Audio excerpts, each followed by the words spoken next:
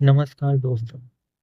इस वीडियो में हम साइमन कमीशन और नेहरू रिपोर्ट से संबंधित पिछले वर्षों में आए हुए प्रश्नों का अध्ययन करेंगे। तो चलिए शुरू करते हैं।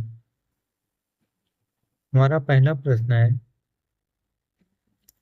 साइमन कमीशन भारत किस वर्ष आया था? ऑप्शन है 1927, 1928, 1929 या 1930। दोस्तों, साइमन कमीशन 1928 में भारत आया था। साइमन कमीशन की नियुक्ति 8 नवंबर 1927 को भारत के राज्य सचिव बर्केनहेड ने की। यह 3 फरवरी 1928 को भारत में बॉम्बे पहुंचता है।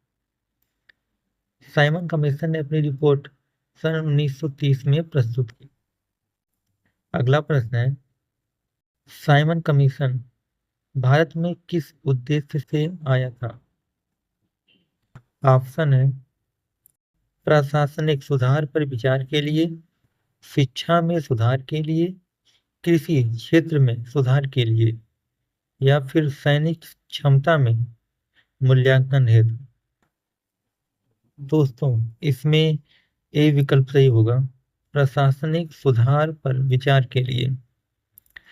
1919 के अधिनियम में कहा गया था कि अधिनियम पारित होने के 10 वर्ष बाद एक संवैधानिक आयोग की नियुक्ति की जाएगी जो यह जांच करेगी कि भारत उत्तरदायी शासन की दिशा में कहाँ तक प्रगति करने की स्थिति में है। अगला प्रश्न है, भारतीयों ने साइमन कमीशन का बहिष्कार किया था क्योंकि? ऑप्शन है इसे भारत विभाजन हेतु बनाया गया था। ऑप्शन बी, इसमें लेबर पार्टी का कोई प्रतिनिधि नहीं था। ऑप्शन सी, इसका कोई सदस्य भारतीय नहीं था। ऑप्शन डी है जनरल डायर इसके अध्यक्ष थे। दोस्तों, इसमें सी विकल्प सही होगा, इसका कोई सदस्य भारतीय नहीं था। दोस्तों, साइमन कमीशन की नियुक्ति के बाद भारत में 27 दिसंबर 1927 को मद्रास में हुए कांग्रेस के अधिवेशन में साइमन कमीशन के पूर्ण बहिष्कार का निर्णय लिया गया। इस अधिवेशन की अध्यक्षता एम.ए. अंसारी ने की थी। अगला प्रश्न है, निम्नलिखित में से साइमन कमीशन का कौन एक सदस्य उदारवादी दल का था? ऑप्शन है जॉन साइमन, मेजर एटली, स्टीफन वाल्स, विस्काउंट बर्नहम। इसमें ए विकल्प सही होगा, सर जॉन साइमन। अगला प्रश्न है, किसके सुझाव पर भारतीयों को साइमन कमीशन से बाहर रखा गया? दोस्तों, इसमें डी विकल्प सही होगा, लॉर्ड इरविन के सुझाव पर भारतीयों को साइमन कमीशन से बाहर रखा गया था। अगला प्रश्न है, लाला लाजपत राय घायल हुए थे।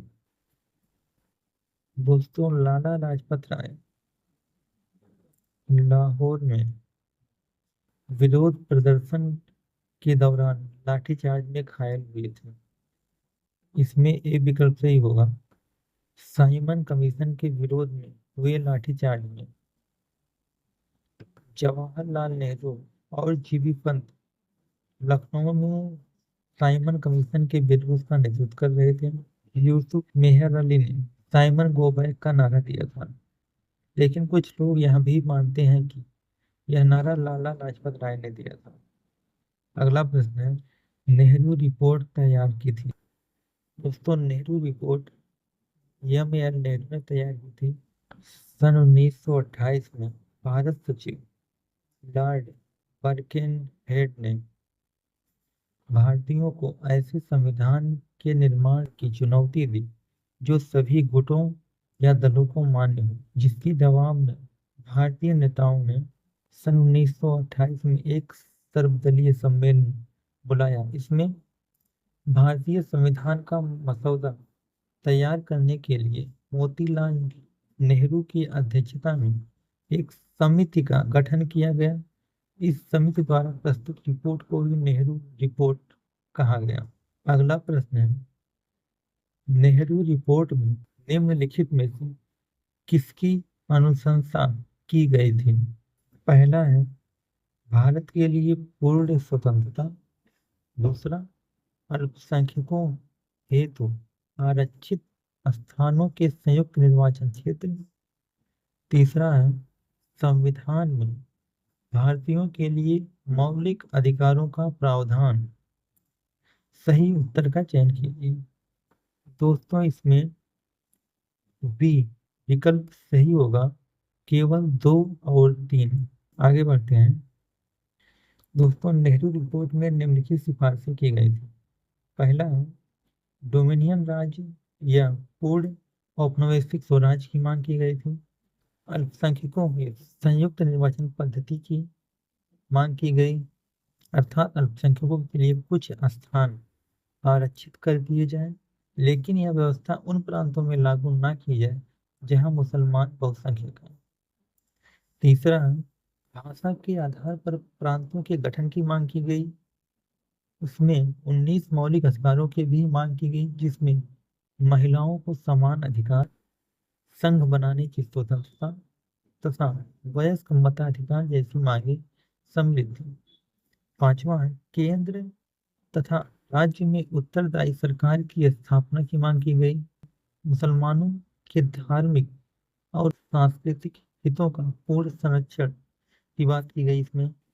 सातवां है धर्मनिरपेक्ष राज्य की स्थापना और राजनीति से धर्म के पृथक्करण की बात की गई।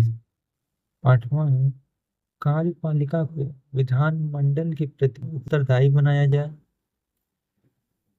केंद्र और प्रांतों में संघीय आधार पर शक्तियों का विभाजन किया जाए, किंतु अवशिष्ट शक्तियां केंद्र को दी जाए। 10वां है सिंध को बंबई से पृथक कर अलग प्रांत बनाया जाए। भारत में प्रतिरक्षा समिति, उच्चतम न्यायालय और लोक सेवा आयोग की स्थापना की जाए। 9वां प्रश्न है निम्न में से कौन वर्ष 1928 में इंडिपेंडेंस फॉर इंडिया लीग के गठन से संबंधित थे? जवाहरलाल नेहरू, सुभाष चंद्र बोस, आचार्य नरेंद्र देव, जयप्रकाश नारायण। सही उत्तर का चयन कीजिए। तो दोस्तों, इसमें सी विकल्प सही होगा। जवाहरलाल नेहरू और सुभाष चंद्र बोस ने इंडिपेंडेंस फॉर इंडिया लीग का गठन किया था। जवाहरलाल नेहरू और सुभाष चंद्र बोस सत्यमूर्ति जैसे युवा नेताओं ने रिपोर्ट में डोमिनियन स्टेट की मांग को स्वतंत्रता प्राप्ति के मार्ग में बाधक माना तथा इसके विरोध में जवाहरलाल नेहरू और सुभाष चंद्र बोस ने इंडिपेंडेंस फॉर इंडिया लीग का गठन किया और पूर्ण स्वतंत्रता की मांग की।